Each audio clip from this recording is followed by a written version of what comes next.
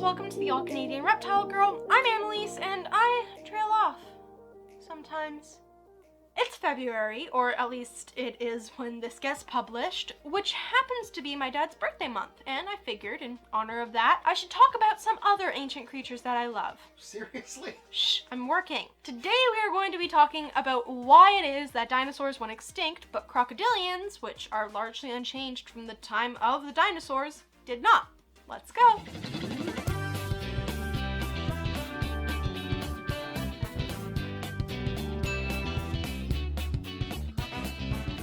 When I do prehistoric stuff, it's kind of hit or miss. I did some prehistoric snakes way back.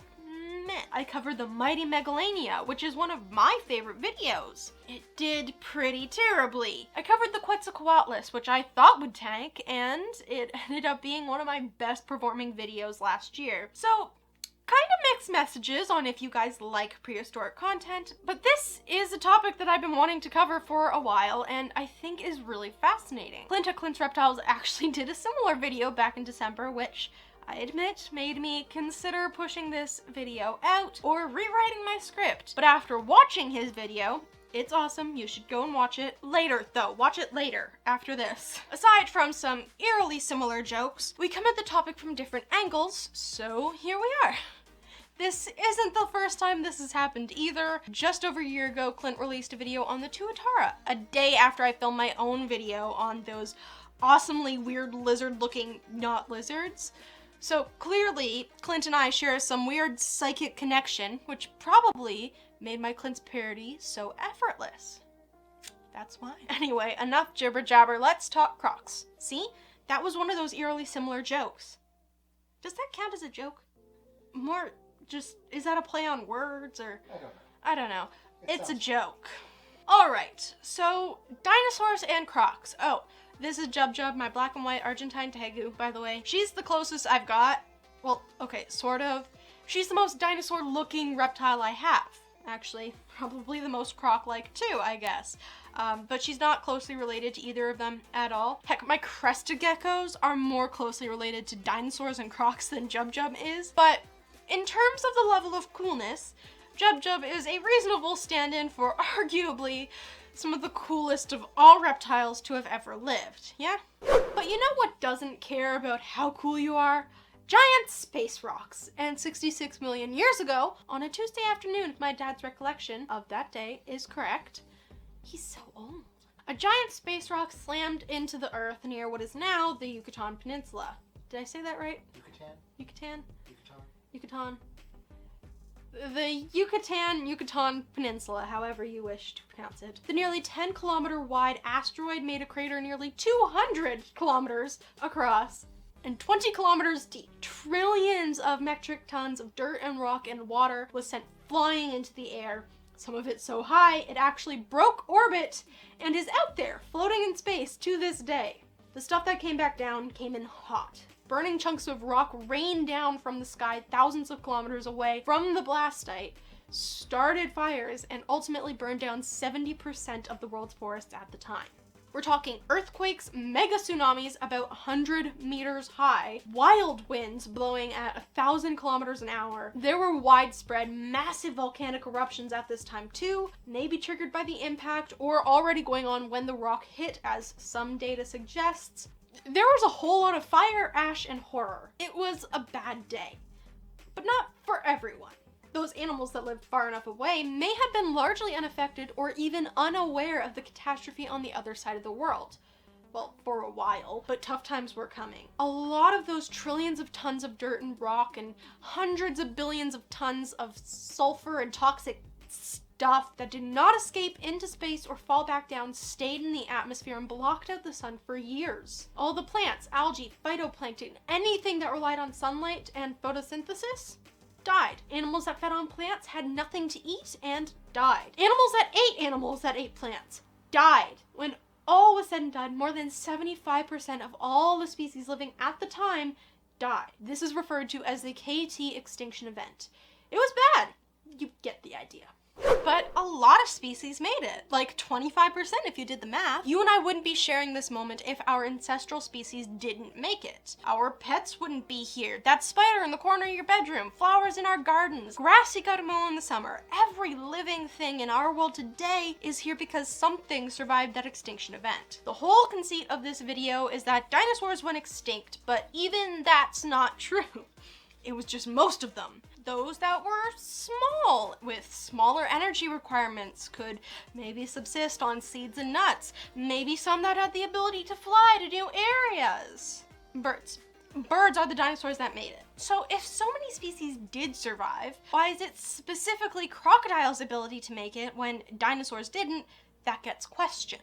I can't possibly know all of the reasons why one would ask this question, but I'll speculate on a few if you'll indulge me. Crocs, and when I say crocs or crocodiles in today's video, I am referring to crocodilians or crocodile forms. Crocodiles, alligators, caimans, gharials, the whole group. They are commonly referred to as living dinosaurs, so they're already inextricably linked with dinosaurs. I'm sure that's part of it. And I think it has something to do with the fact that the morphology of crocodilians as a group seems largely unchanged from 66 million years ago. You can throw a modern croc into your way back machine to the time of the dinosaurs, and it would probably not look out of place at all. And it might even do just fine.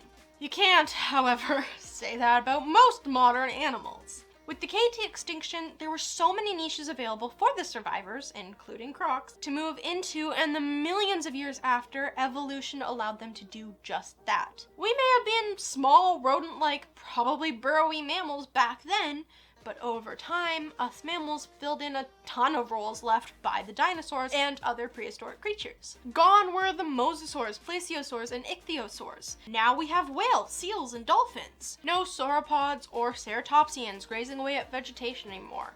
But we have cows and deer and elephants. No T-Rexes, raptors, or other Scariosauruses. But lions and tigers and bears? Oh my! We got them. You can draw the same comparison between lots of other groups of animals. But crocs? They were crocs then, and they are still crocs today. Another distinction was their size. There were crocs of all sizes back then, but the big crocs were huge. Still pretty darn big today. For the most part, what survived Asteroid Day and the following years without sun were small animals with low energy requirements that could eke out a living foraging on a tiny bit of food that could be found. There must have been something special about crocs for them to have been big and make it through to the other side. That's a fascinating question too. There is no one answer to these questions, but in a nutshell, it comes down to the fact that crocodilians had some big advantage over other similarly sized animals of the time, or earlier times. Or later, for that matter. The asteroid that wiped out the dinosaurs wasn't the only extinction event that they survived before or since. Here's what they've got going for them. They are overall very hardy, armored, physically strong, robust. They could shrug off a lot of things that would injure and kill a more delicate creature. Unlike your T-Rexes, Triceratops, Titanosaurus, and tubby tabby cats that were warm-blooded, crocs were, and still are, cold-blooded. This means that despite their enormous size, they don't need that much energy. Most of the energy we get from our food goes to keeping our temperature consistent. Crocs don't have that problem. Even the biggest of today's crocodilians can go a year or more without a meal, no problem. Prehistoric crocodilians would not have been much different in that regard. Crocodilians are long-lived and have multiple broods over their lifetimes. Juveniles or hatchlings are more delicate and unlikely to survive the hardships in big numbers. But adults that make it through to the other side could still have multiple broods once the sun starts shining again. Many species of modern croc defend nests and hatchlings, and it's very possible that prehistoric crocs did too, increasing the odds that they will have young who survive and grow into adulthood. Modern crocs have no problem eating the grossest, rottingest meat. Some even prefer it that way, as it makes it easier to pull off bite-sized chunks. So for them, there might still have been corpsey food available to subsist on for some time through the apocalypse. The niche many occupied would have helped too. Being able to submerge would have helped them weather a lot of the effects as well, as long as they weren't in those areas hit with the 100-meter tsunamis, of course. As tough as they are, That is a lot. Basically, crocs were set up to handle this type of catastrophe far better than other creatures of similar size, and that's why the crocs are still... Hold on a second, it's not really that simple. The fact is, only some crocodilian species were equipped to survive and evolve into the species we see today. The majority of the crocodile species went extinct along with the dinosaurs and thousands of other species, and like I mentioned, that wasn't their first rodeo. The clade Pseudosuchia, crocs' earliest known ancestors, hit the scene about 250 million years ago. They would have been quite different from what we think of as crocs today, but they managed to survive the Triassic and Jurassic mass extinction event about 200 million years ago. Their descendants made it through the later KT extinction event, as well as countless smaller, less dramatic extinctions before and since the big one that took out their dinosaur buddies. And let me tell you, as a group, over hundreds of millions of years, they had some pretty wild versions of crocs, way different from what you imagine when you hear the word croc, or crocodile, or crocodiliform. Crocodilians today all kind of occupy a similar niche. They are warm climate carnivorous predators that hunt in and around water. There's the smooth-fronted caiman that is mostly land-based, but usually crocs ambush their prey on land from the water. But they can, and sometimes will, run down or swim down their prey. There are variations in size between the types and species of crocodilians, and other physical differences too. Alligators are different from crocodiles, that are different from caimans, and then you get some with a little bit more Jurassic looks, like gharials, that evolved a long fish-catching snout. But generally, crocodilians all look and behave similarly. Those are the ones who made it to today. The ones that didn't were really different. There were lots that might easily pass for a modern day croc, but some, I don't know, I want to say we should all be grateful that some of these aren't around anymore, but I'd also really love to see them, and I don't want to wish them ill will, and it's also really sad that they died, and I'm conflicted. Let me go over a few and maybe you'll understand. Let's start with the obvious giants. I'm talking Sarcosuchus, Dionyssuchus, Perusaurus, an absolutely gigantic caiman, Euthycodon, Gripposuchus, the biggins. Hey, biggin. Playtime's over. They may look similar to what we're used to crocs looking like, but they all absolutely dwarf the largest of today's modern crocodilians, hitting 10, sometimes more than 15 meters long, and pushing 5 times as heavy. These were incredibly powerful ambush predators. The ones around before the KT extinction would have been dragging dinosaurs to a watery grave. And I'm not talking about the itty-bitty nothing dinosaurs like Velociraptors or Albertodromus. I'm talking proper, full-size, tourist-eating dinosaurs. These things would have been incredible. But amongst the giants, there is a little-known crocodiliform you might not have heard of that makes even these guys look like lightweights. Agasuchus. This is an animal that hunted in the waters of the late Cretaceous in what is now Morocco. It was named only 10 years ago, 11 years ago. It'll be 2023 when this goes live. It was named in 2012, so that long ago from whenever your today is. It is known only from part of the brain case and skull, but by comparing the size of the bones we have to those of other crocs, living and extinct, paleontologists estimate that Agasuchus' skull alone would have been between 2 to 3 meters long. That is about 6.5 to 10 feet for my American friends, and the total length of the animal would have been 16 to 22 meters. It is hard to conceptualize just how massive a 50 to 70 foot croc would have been. Now, to be fair, that size estimate is not without its skeptics, who think a max size of 50 feet would be more likely. But even at that size, this would have been an absolutely incredible and terrifying creature. But that's just a bigger version of what we have now. Boring. Okay, let's go a little weirder. How about whale crocs?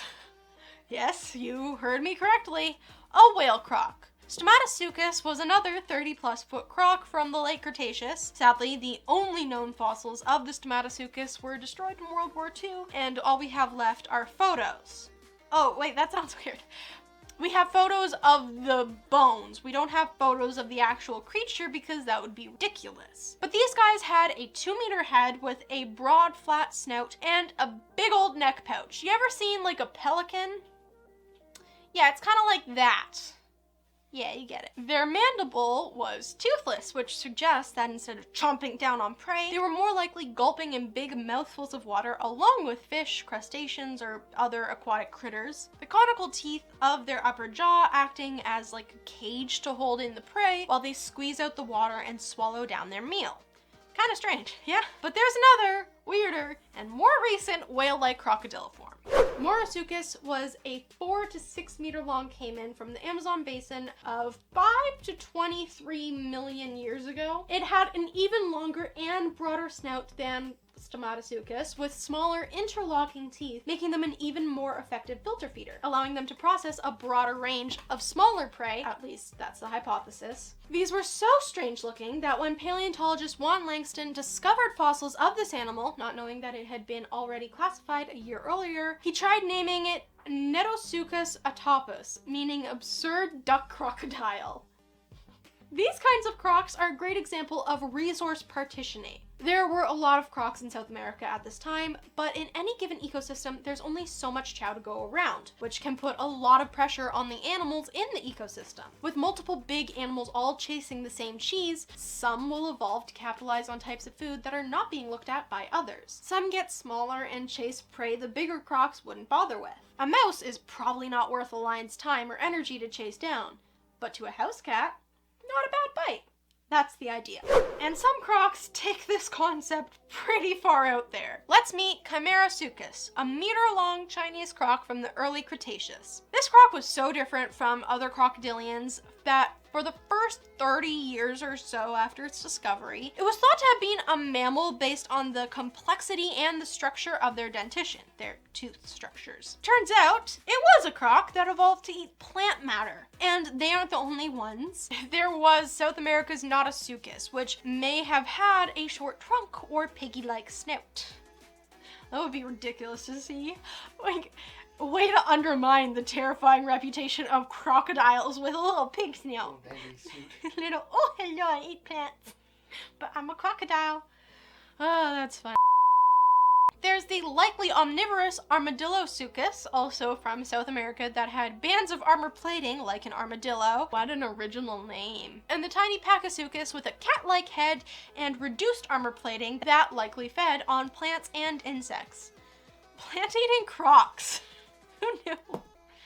Now, before we finish off with the wildest of the not around so much anymore, thank goodness, crocodilians, let me take a second or two and thank my patrons on Patreon. Just like some crocodilians' ability to remain unchanged over long periods of time, I truly appreciate the unwavering support from these fine folks here. I've got an adventure and action-filled 2023 planned, and I couldn't do it without your support. Thank you so much. If you enjoy the work I do and are interested in lending your support to my channel, please consider becoming a patron and get access to behind the scenes content and a bunch of other extras.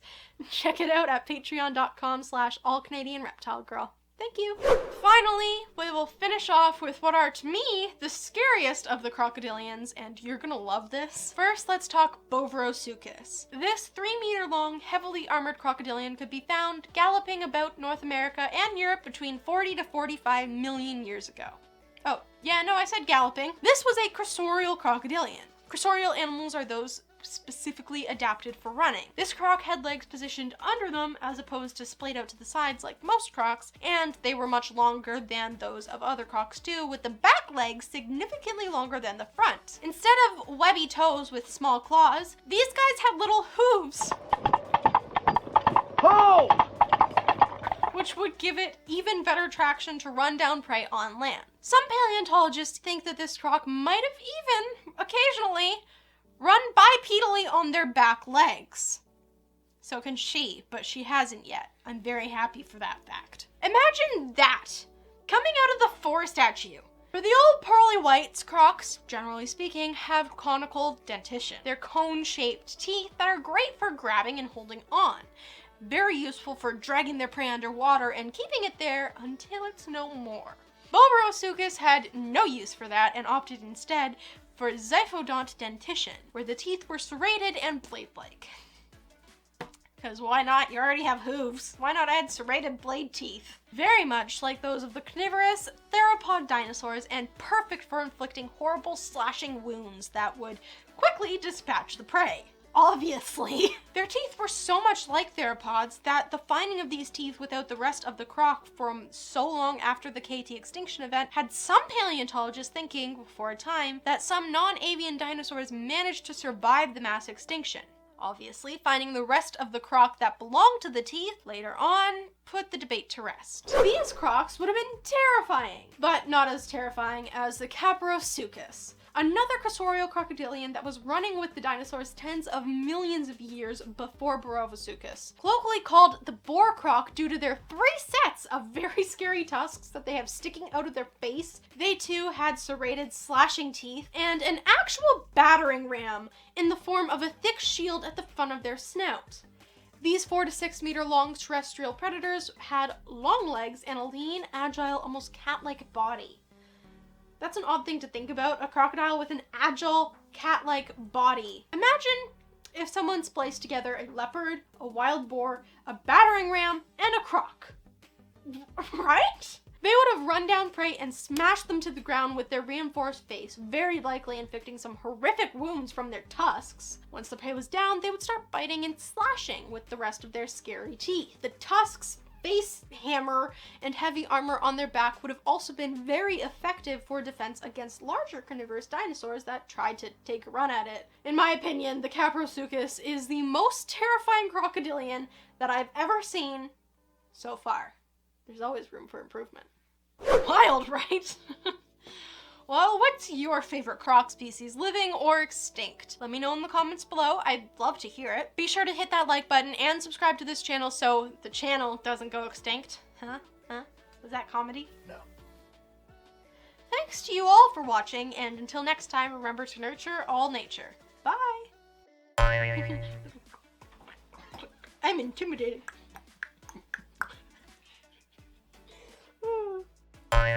I don't know why, but thinking of it with little hooves just makes it so adorable and derpy, but I know it's a killing machine. I just imagine like walking across a hardwood floor. Like... It would have been funny. Oh, it's just funny that they had hooves. Oh, you know what you could do? What? You should find like a gif or whatever of Holy Grail with the coconuts. Yes! I should. That is a great idea.